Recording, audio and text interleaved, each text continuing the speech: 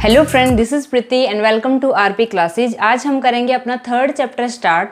Chapter का नाम है दो चरों वाले रैखिक समीकरण युग्म। ठीक है, चैप्टर शुरू करने से पहले हम थोड़ा सा जानेंगे कि चर क्या है, रैखिक क्या है, समीकरण क्या है, युग्म क्या है। ठीक है, इन सब के बारे में थोड़ी सी नॉलेज लेंगे और उसके बाद अपना 3.1 एक्सरसाइज शुरू करते हैं। ठीक है, सबसे पहले बात करेंगे कि इसकी चर क्या होते हैं। हमारे पास दो चीज़ें होती हैं, एक चर और अचर। चर का मतलब क्या है? चर है हमारे पास जैसे ये कोई इक्वेशन है, ठीक है, ये कोई हमारे पास क्या है, समीकरण है। इसमें जो x होते हैं, y होते हैं, u, v, t, s, ठीक है, ये सब हमारे पास क्या होते हैं, चर होते हैं। दूसरा हमारे पास क्या है, अचर। अचर क्या होते हैं, जो संख्याएं होती हैं, यानी उनके साथ जो संख्याएं होती हैं उनको क्या बोलते हैं हम, अचर। ठीक है, उसके बाद आता है रैखिक। रैखिक क्या होता है, जिसमें चर की अधिकतम घात एक हो। चर हमारे पास क्या है, x, y, z, ठीक है, इनको देखेंगे उनकी क्या होती है, उनकी अधिकतम घात क्या होती है, एक होती है, तो उसको बोलते हैं हम रैखिक। ठीक है, उसके बाद आता है समीकरण। समीकरण क्या होता है, बराबर चिन्ह के साथ बीजगणितीय व्यंजक समीकरण कहलाता है। बराबर चिन्ह यानी क्या, आप इसको ध्यान से देखो। ठीक है, 2x + 3y बराबर में क्या है, 6 है। ठीक है, यहाँ बराबर का निशान है, लेकिन नीचे वाला क्या है, 2x + 3y, यहाँ बराबर का निशान नहीं है। इसका क्या मतलब है कि बराबर चिन्ह के साथ जब कोई बीजगणितीय व्यंजक होता है तो वो कहलाता है समीकरण, नहीं तो वो खाली क्या, बिना बराबर के चिन्ह के केवल यह एक व्यंजक है। ठीक है, बिना बराबर के चिन्ह के ये केवल व्यंजक है। अगर आप बराबर का चिन्ह देखते हैं तो इसका मतलब वो क्या है, एक समीकरण है। ठीक है, समीकरण के बारे में पता लग गया। आगे क्या है, युग्म। युग्म मैंने क्या होता है, जोड़ा। दो चरों वाले रैखिक समीकरण युग्म, यानी हम यहाँ पे दो चर की बात करेंगे। दो चर में x, y हो सकते हैं, u, v हो सकते हैं, या फिर s, या फिर उसके साथ कुछ भी हो सकता है। ठीक है, तो दो चर वाले रैखिक। रैखिक मतलब क्या, वो जो चर होंगे उनकी घात कितनी होगी, अधिकतम घात कितनी होगी, केवल एक होगी। ठीक है, रैखिक समीकरण यानी क्या, वो जो x, y और उनके साथ चर अचर जो दोनों को जो व्यंजक रूप में लिखे हुए हैं वो बराबर में होंगे। ठीक है, उनके साथ किसका निशान होगा, बराबर का निशान होगा, उसको बोलेंगे समीकरण। युग्म मैंने क्या, जोड़ा। ठीक है, इन दोनों समीकरणों का एक जोड़ा होगा। इसके बारे में हम बात करेंगे किसमें, थर्ड चैप्टर में अपने। ठीक है, इन सब के बारे में हम बात करेंगे थर्ड चैप्टर में। अब आगे कुछ एग्जाम्पल लिए गए हैं जिससे आपको पता चल जाएगा ये कौन चर है, इनमें से कौन सा अचर है, रैखिक किसको बोलते हैं, द्विघात क्या है, त्रिघात क्या है। ठीक है, दो चर वाले कौन से हैं, एक चर वाला कौन सा है, इन सब के बारे में आपको पता लग जाएगा इन सब एग्जाम्पल से। ठीक है, पहला उदाहरण हमारे पास दिया गया है 4x - 3y + 7z = 5। अब यहाँ पे देखो चर कौन से हैं, ये x, ये y, ये z, यानी चर कितने हैं, तीन चर हैं हमारे पास। ठीक है, लिखा इन्होंने तीन चर वाला। ठीक है, तीन चर वाला।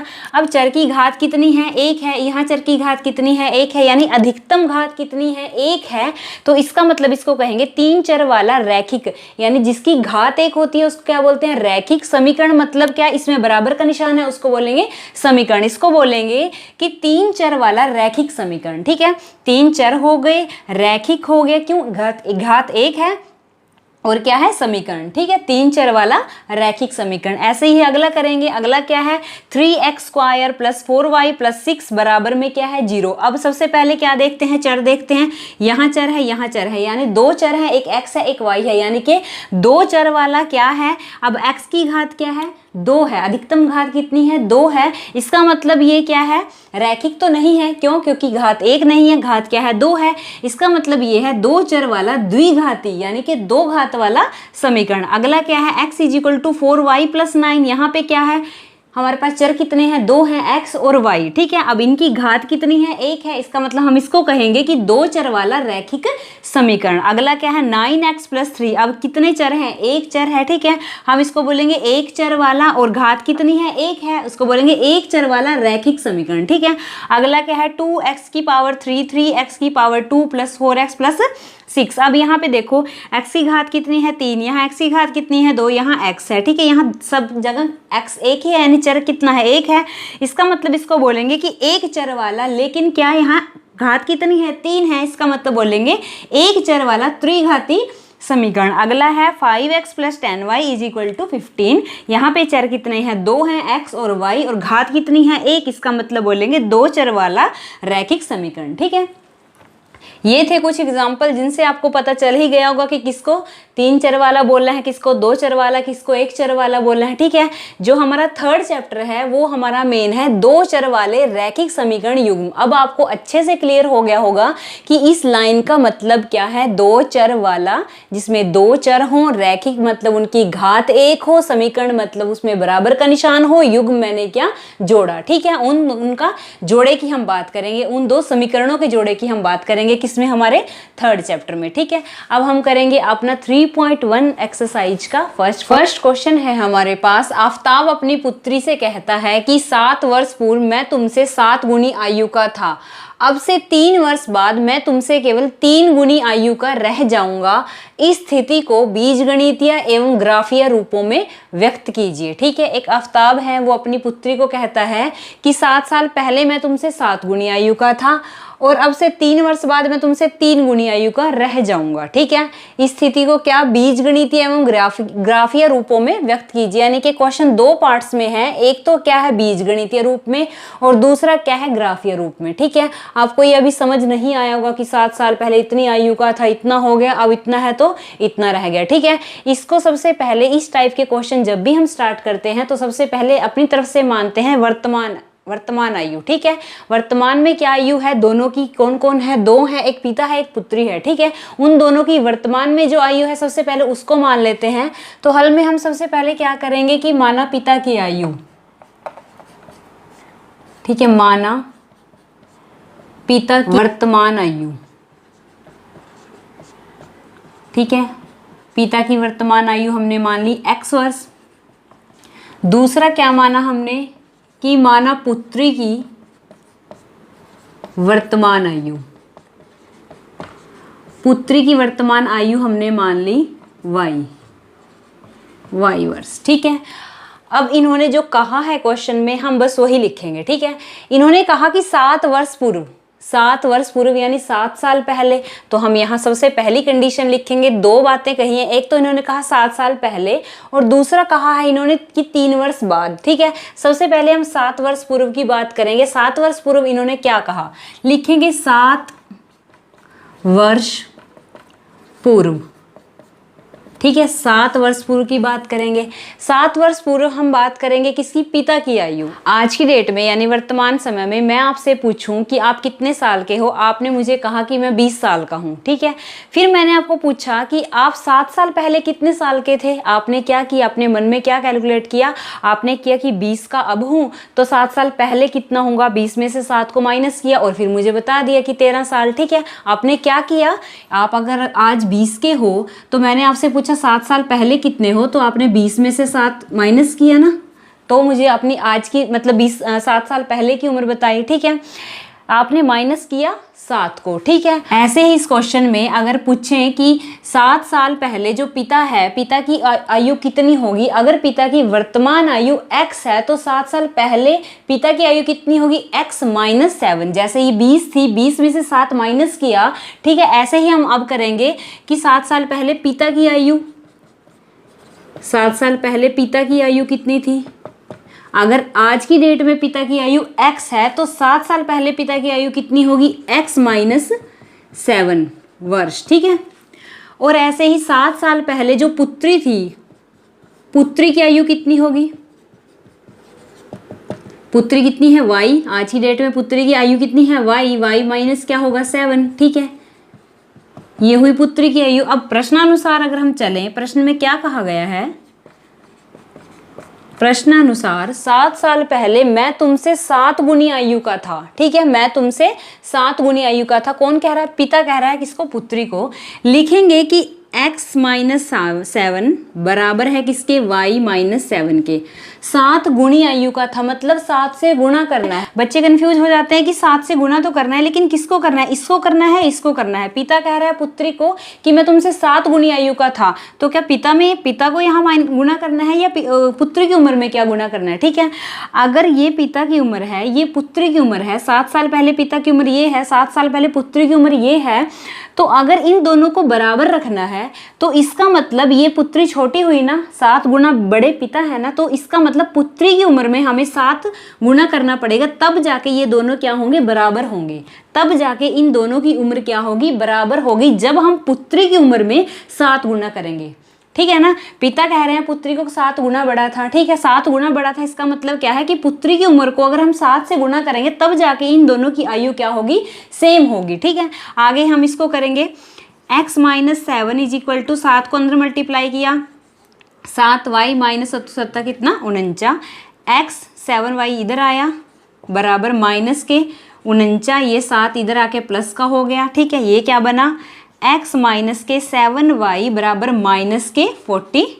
ठीक है, ये हमारी हुई इक्वेशन नंबर 1, समीकरण नंबर 1। ठीक है, अब आगे दूसरा क्या है, अब से 3 वर्ष बाद मैं तुमसे केवल 3 गुनी आयु का रह जाऊंगा। दूसरी कंडीशन क्या लेनी है, 3 वर्ष बाद। ठीक है, लिखेंगे हम यहाँ 3 वर्ष बाद। ठीक है, वही बात अगर मैं आपसे पूछूं आज आप 20 साल के हो, 3 वर्ष बाद आप कितने साल के होगे, आप क्या करोगे, 20 में 3 को प्लस करोगे। ठीक है, अगर आज की डेट में पिता की आयु x है, मैं कहूँ 3 साल बाद, तो आप क्या करोगे, x प्लस 3 करोगे। ठीक है, पुत्री की आयु 3 साल बाद कितनी होगी, y है आज, तो पुत्री की आयु में y प्लस 3 करोगे। ठीक है, लिखेंगे यहाँ की 3 वर्ष बाद पिता की आयु,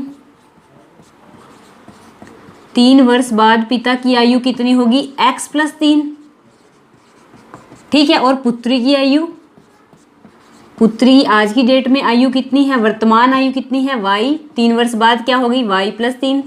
ठीक है, फिर हम चलेंगे प्रश्नानुसार। प्रश्नानुसार पिता ने कुछ कहा है, क्या कहा है, प्रश्नानुसार पिता कह रहे हैं कि 3 वर्ष बाद मैं तुमसे केवल 3 गुनी आयु का रह जाऊंगा। पिता 3 गुनी आयु ज्यादा हो जाएंगे किससे, पुत्री से। ठीक है, अगर पुत्री पिता की उम्र कितनी है, x प्लस 3, 3 साल बाद की बात चल रही है। ठीक है, y प्लस 3 किसकी है, पुत्री की आयु है, केवल 3 गुनी आयु का रह जाऊंगा। फिर से वही कि हमें पुत्री की आयु को किससे, 3 से गुना करना पड़ेगा, तब जाके इन दोनों की जो आयु है वो सेम होगी। ठीक है, पुत्री की आयु को 3 से गुना करना पड़ेगा। अब करेंगे इसको solve, x plus 3 is equal to 3y plus 3, 3 तिया क्या होगा 9। अब इसको इधर लेके आए 3y को, x माइनस ऑफ 3y, 3 को उधर लेके गए, क्या हुआ 9 माइनस ऑफ 3, ये क्या हुआ x minus of 3y is equal to 9 में से 3 गया कितना 6, ये बनी हमारी दूसरी समीकरण। ठीक है, हमने इस क्वेश्चन को बीजगणितीय रूप में व्यक्त कर दिया है। ठीक है, ये हमारा था बीजगणितीय रूप। अब हम इसको करेंगे ग्राफीय रूप में व्यक्त। ठीक है, अगला जो पार्ट है क्वेश्चन का वो क्या है, ग्राफीय रूप में व्यक्त करना। ठीक है, यहाँ तक आपको समझ आ ही गया होगा। सबसे पहले हम मानते हैं वर्तमान आयु, क्योंकि वर्तमान आयु माने बिना काम नहीं चलेगा। क्यों, क्योंकि हम वर्तमान आयु में से ही क्या, पिता की आयु 7 साल पहले माइनस कर रहे हैं। अगर 3 साल बाद की बात की तो वर्तमान आयु में ही हम जोड़ रहे हैं। तो सबसे पहले हमें वर्तमान आयु का तो पता होना बहुत जरूरी है, जो हम अपनी तरफ से माने क्या, पिता की आयु क्या x, पुत्री की आयु क्या y। पिता की आयु 7 साल पहले कितनी है, x माइनस 7, और पुत्री की क्या 7 साल पहले कितनी है, y माइनस 7। प्रश्न में इन्होंने कहा है कि पिता कह रहे हैं कि मैं तुमसे 7 गुनी आयु का था। ठीक है, 7 साल पहले मैं तुमसे 7 गुनी आयु का था। ये 7 साल पहले की आयु होगी पिता की, ये 7 साल पहले की आयु होगी पुत्री की। 7 से गुना कर दिए, यानी कि ये दोनों क्या हुए, बराबर हुए। ठीक है, अगर पुत्री की आयु को 7 से गुना करेंगे तब जाके इन दोनों की आयु क्या होगी, बराबर होगी।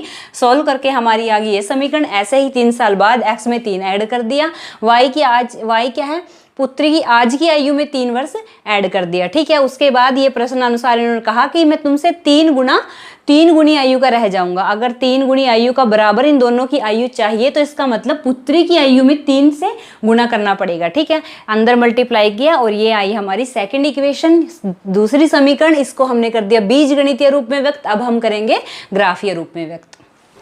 अब ये 2 समीकरण थी जो हमारी आई थी। ठीक है, एक ये ही, एक ये थी। ठीक है, अगर हम इनको ग्राफीय रूप में व्यक्त करना है तो हमें बॉक्स बनाने पड़ते हैं। आपने 9th क्लास में पढ़ा ही होगा। ठीक है, x की वैल्यू कर लिखते हैं और y की आ जाती है, y की अपनी तरफ से लिखते हैं तो x की आ जाती है। ठीक है, उससे हम बनाते हैं ग्राफ।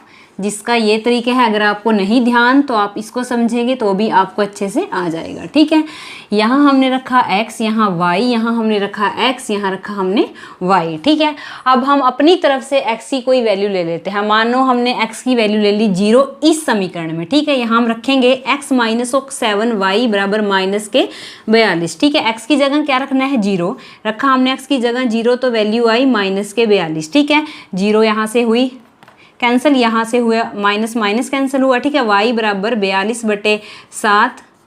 ठीक है, y की वैल्यू कितने आई 6 आई। ठीक है, x की वैल्यू जब हमने 0 रखी इस समीकरण में तो हमारी y की वैल्यू क्या आती है 6 आती है। ठीक है, आगे हम अपनी तरफ से क्या x की वैल्यू अगर हम यहाँ रखते हैं 7, ठीक है, तो हमारा क्या आता है x माइनस 7 y बराबर माइनस के 42। ठीक है, x की जगह क्या रखना है अब की बार 7, 7 माइनस 7 y बराबर माइनस के 42। ये 7 इधर आया, ये इधर किसका था प्लस का था, इधर आके किसका हो जाएगा माइनस का हो जाएगा, माइनस के 7 y बराबर माइनस के 42 माइनस के 7। ठीक है, 42 और 7 क्या हो जाएंगे 49 हो जाएंगे, तो ये आएगा माइनस 7 y बराबर माइनस के 49, माइनस से माइनस कैंसिल, y बराबर 49 बटे क्या आता है 7, 7 7 49, y की वैल्यू क्या आई 7 आई। ठीक है, 7 वैल्यू हमने रखी किसकी x की, तो हमारी y की वैल्यू भी क्या आई 7 आई। ठीक है, इस इक्वेशन का काम हुआ खत्म। हमने 2 वैल्यू x की ली, हमारे पास y की वैल्यू आ गई। अब हम करते हैं सेकंड समीकरण में अगर हम x की जगह, जैसे हमने यहाँ x की जगह रखा, ठीक है, ऐसे हम y की जगह भी रख सकते हैं। ठीक है, y की जगह रखेंगे तो हमारे पास x की वैल्यूज आ जाएंगी। ठीक है, x की जगह भी रख सकते हैं, y की जगह भी रख सकते हैं। यहाँ हम y की जगह रख के दिखाते हैं। ठीक है, y की वैल्यू अगर हमने रखी 0, ठीक है, इस इक्वेशन में, तो यहाँ से बना x माइनस y की जगह क्या रख दिया 0 रख दिया, 3 0 के साथ गुना हुआ तो 0 जाएगा, तो x की वैल्यू डायरेक्ट क्या आई हमारे पास 6 आई। y की वैल्यू 0 रखी तो x की वैल्यू क्या आई 6 आई। ठीक है, ऐसे हम y की वैल्यू रखें अगर 2 तो हमारी क्या आएगी x माइनस 3y बराबर क्या है 6, y की जगह क्या है 2, x माइनस के 3 दूनी 6 बराबर 6, x बराबर x माइनस ये क्या बन गया 6 बराबर 6। ठीक है, x बराबर 6, ये उधर गया प्लस का हो गया, x बराबर कितना हुआ 12। 2 रखने पर क्या आई x की वैल्यू 12 आई। ठीक है, अब हमें इन वैल्यूज को ग्राफ के अंदर दिखाना है। ठीक है, ग्राफ ड्रॉ करके दिखाना, वो हमारा होगा ग्राफीय रूप। ठीक है, ये करेंगे ग्राफ ड्रॉ। ये हमारा होता है y अक्ष, ये होता है हमारा x अक्ष। ठीक है, ये होता है हमारा केंद्र बिंदु, ये y है, ये x है। ठीक है, अब इसके पॉइंट्स देखने हैं, ये कहाँ तक मैक्सिमम कितने 12 तक हैं। ठीक है, हम इसमें लगाएंगे 1 2 3 4 5 6 7 8 9 10 11 12, ऐसे हम इधर करेंगे 1 2 3 लिखेंगे यहाँ 1 2 3 4 5 6 7 8 9 10 11 12। ठीक है, ऐसे इधर लिखेंगे 1 2, ये है पॉजिटिव 1 2, ये नेगेटिव वाले हैं। ठीक है, ऐसे ही ये 1 -3 4 -5 -6 -7 -8 -9 -10 -11 -12, और ये है 3 4 5 6 7 8 9 10 11 12। ठीक है, अब हमने देखा कि जब x की वैल्यू हमारे पास 0 है तो y की वैल्यू क्या आई 6। ठीक है, अगर ये x की वैल्यू 0 है तो y की वैल्यू कितनी आती है 6 आती है, यानी ये पॉइंट बना 0 6। ठीक है, ऐसे ही आगे x की वैल्यू क्या है 7 है तो y की वैल्यू भी क्या है 7 है। x की वैल्यू कितनी है 7 है तो y की वैल्यू भी यहाँ कहीं आएगी। ठीक है, ये हमारा हुआ 7 ये। ठीक है, ये इस केस में ये आई। ठीक है, इन दोनों को हमने ऐसे जोड़ा, ये क्या था 7 और 7। ठीक है, और इसका नाम क्या है x माइनस 7y बराबर माइनस के 42। ठीक है, ये हमारी एक लाइन आई। अब हम दूसरी इसकी बात करेंगे समीकरण की, x minus 3y equal to 6। इसमें क्या है x की वैल्यू 6 है, कब जब y की वैल्यू 0 है। ठीक है, y की वैल्यू 0 है और x की वैल्यू क्या है 6 है। ठीक है, ये पॉइंट। और दूसरा क्या है हमारे पास, यहाँ लिखेंगे 6 और 0। ठीक है, दूसरा क्या है हमारे पास 12 और 2, x की मान क्या है 12 है। ठीक है, x का मान ये 12 हुआ और 2 किसका मान हुआ यहाँ पे y का। ठीक है, ये यहाँ से हमने ऐसे किया, ये जो ग्राफ पेपर पे बहुत अच्छे से बनेगा, तो ये हमारे 2 पॉइंट्स आए। ठीक है, बना। ठीक है, इसको लिखेंगे 12 2, इसको और इसको आपस में मिलाएंगे तो क्या बनेगा, इसका नाम क्या हुआ x माइनस 3y बराबर 6। ठीक है, ये हमारा हुआ क्या ग्राफीय रूप में व्यक्त। ठीक है, व्यक्त इन्होंने कहा था बीजगणितीय एवं ग्राफीय रूप में व्यक्त कीजिए। बीजगणितीय रूप में हम पहले कर चुके हैं, ये हमारा है ग्राफीय रूप में व्यक्त। ठीक है, वीडियो अच्छी लगी तो लाइक शेयर एंड सब्सक्राइब कीजिए हमारे चैनल को। Thank you.